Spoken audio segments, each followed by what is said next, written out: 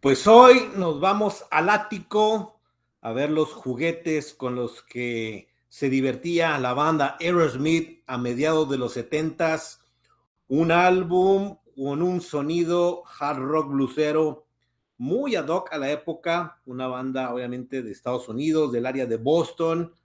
que bueno, estaba en esa situación del surgimiento de los dos continentes, ¿no? Por una parte en Inglaterra, con todo el movimiento que existía, y en Estados Unidos pues ya se empezaba a dar y se consolidaban bandas que poco a poco iban a marcar una época y adentrarse ya en todo ese mundo de grandes oportunidades que ofreció el hard rock en esencia, para lo que se convertiría después una banda muy popular, Aerosmith, sobre todo ya en los 80s, y vaya que en los 90s explotó todo el momento que estaba sí existiendo, porque ellos se adaptaron a lo que podía ser una mejor expectativa en cuestión de ventas, de tener más audiencia, de llegar a más lugares, más masas,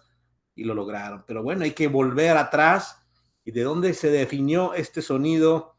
y lo que fue una banda muy distinta a lo que se convirtió después, desde mi punto de vista, Aerosmith. Así que pues hoy aquí en Rewinder por primera vez vamos a tocar, y hacía falta hablar de esta banda, Aerosmith, con su tercer álbum Toys in the Attic de 1975. Y bueno, tenía mucho tiempo también de no escuchar este álbum, y vaya que le encontré mucha esencia, mucho contenido, entendiendo la particularidad de la voz de Steven Tyler, la buena música de Joe Perry en la guitarra, y bueno, una banda que se ha mantenido con las bases sólidas de sus músicos, de sus integrantes,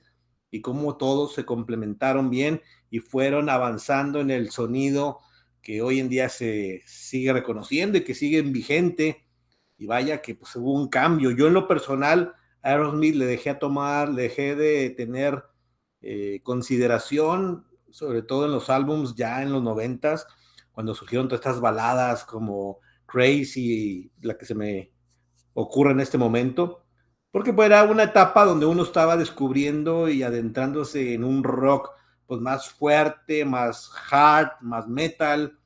y si bien es una música extraordinaria de Aerosmith y que se dio muy bien en ese momento, pues era muy repetitivo, se convirtió, perdón, en un mainstream completo, lo explotó muy bien MTV, las radiodifusoras, y eso le sirvió para, de por sí ya era una banda grande, o sea, hay que decirlo como tal, pero sí le dio un empuje que se metió de lleno a estar en películas como soundtracks, eh, unas giras más extensas. Bueno, pues aprovecharon el momento, pero sí es un cambio, creo, muy diferente a lo que era el blues rock que tenía en esencia Aerosmith. Y suele pasar, hay muchas bandas que obviamente van evolucionando, van encontrando la fórmula, no solo musical, sino también lo que los pueda llevar a un éxito más fuerte. Al final esto, recordar, pues es un negocio, hay que vender, hay que llegar a más lugares, a más audiencia, dependiendo del estilo que ellos buscaron y que lo lograron en consideración. Así que yo creo que son tres etapas muy interesantes: los 70s, 80s, ya un hard rock más puro, más potente, más intenso, y los 90s pues ya adentrándose más en la balada rock, en el mainstream, en el pop soft, y por ahí en este álbum donde viene Sweet Motion, pues es una de las grandes rolas que se han mantenido vigentes, creo yo, junto con Toys in the Attic, eh, y obviamente Sweet Emotion, pues son que a la fecha siguen siendo las tres rolas, o de las tres que en el playlist de Aerosmith se mantienen ahí fuertes. Así que es un álbum muy interesante, un álbum que le dio potencia a la banda, que le dio forma, porque después de ahí, los siguientes álbums, no encontramos por ahí tantos hits. Por ahí hay uno que se me va el nombre. No soy tan seguidor de Aerosmith, pero me agradó mucho volver a revisar, a hacer el rewind de esta banda, como muchas otras tenemos que seguir haciendo y volver a entender, a descubrir, a escuchar. Son rolas que prácticamente no recordaba muchas de ellas y pues que ha sido genial volverlas a escuchar, ¿no? Por ejemplo, You See Me Crying, que es la última canción, muy profunda, muy intensa. Round and Round, No More, No More, las últimas tres, pues como que ya le daba a esta banda el toque de que no solo estamos buscando hits en ese momento, sino también rolas, música bien formulada. Y qué decir, Big 10-inch Record, Adam's Apple, Uncle Salty, que complementaban estas tres rolas que a la fecha es el estilo ya jarroquero, profundo, inmerso que se le dio a Aerosmith. Pero es lo que pasa con estas bandas. Si vamos y descubrimos todo lo que el contenido que hay en el grupo, es genial. Vamos a encontrar unas joyas extraordinarias que vale mucho la pena, porque pues tenían un estilo bluesero, un estilo muy, unos riffs muy adecuados, pero también sentí yo en este álbum, pues que ya estaban en una profundidad de elementos distintos, acorde a la época, dándole realce a que Steven Tyler fuera modulando su voz, si se permite la expresión, porque cambia mucho, ¿no? Hay rolas donde el tono de Steven Tyler nada que ver a lo que fue después de los 90s, 2000s, pero pues por ahí se fue dando el camino que ellos quisieron seguir, que para muchos, en lo personal, a mí no me agradó tanto en los 90s y 2000s, pero sin duda es una banda que trae mucho recorrido, cómo fueron ampliando las posibilidades para lo que son hoy y el legado que tiene ya, ¿no? Es una banda clásica, una banda de época, una banda consentida en Estados Unidos y que pues no es fácil en esa época de los 70s competir, si se vale decir, con lo que estaba surgiendo en Inglaterra. Tantas bandas buenas, pero bueno, ahí está. Y es cuando dice uno el sonido británico y el sonido americano, pues bueno, creo que dentro del sonido americano del rock, pues una de las bandas que representan totalmente ese poder, esa gama de música, dando esa diferenciación que hay entre los dos países, pero al final encontrándose entre sí y dándole una forma de opciones increíble dentro del hard rock. Así que este álbum, Toys in the Attic, pues ya de 1975, un álbum que fue producido por Jack Douglas, por Columbia, y es un álbum de 37 minutos 8 segundos, perfecto para la época, para escuchar las 9 rolas, perdón, que vienen en el disco. Y bueno, ya 2 canciones de 5 minutos, es interesante que con lo que termine el álbum, que es donde uno a lo mejor ve la diferencia o las diferentes posibilidades dentro de la gama musical. Creo que la primera parte, los primeros 5 o 6 rolas, pues van muy a la búsqueda de integrar sus canciones para que se escuche. No, pues qué decir, vuelvo a repetir, Toys in the Attic, que es una rola muy potente, muy sólida, muy frenética, que da muy bien la pauta para lo que es el álbum del nombre, de la rola, de la intención de lo que estaba sucediendo con este grupo, que bueno, se estaba solidificando, pues ya su tercer álbum, repito, creo que le daba mucha forma y ya empezaban a hacer giras más intensas, más reconocidos, y pues de qué decir de los integrantes en ese momento, Joe Perry, Brad Whitford en la guitarra rítmica, Tom Hamilton en el bajo y Joey Kramer. Pues bueno, es una banda que también hay que decirlo, es de las pocas que una base sólida se han mantenido por mucho tiempo. No creo que ahí sí hay que darle su lugar de que ellos en conjunto, obviamente con el liderazgo de Tyler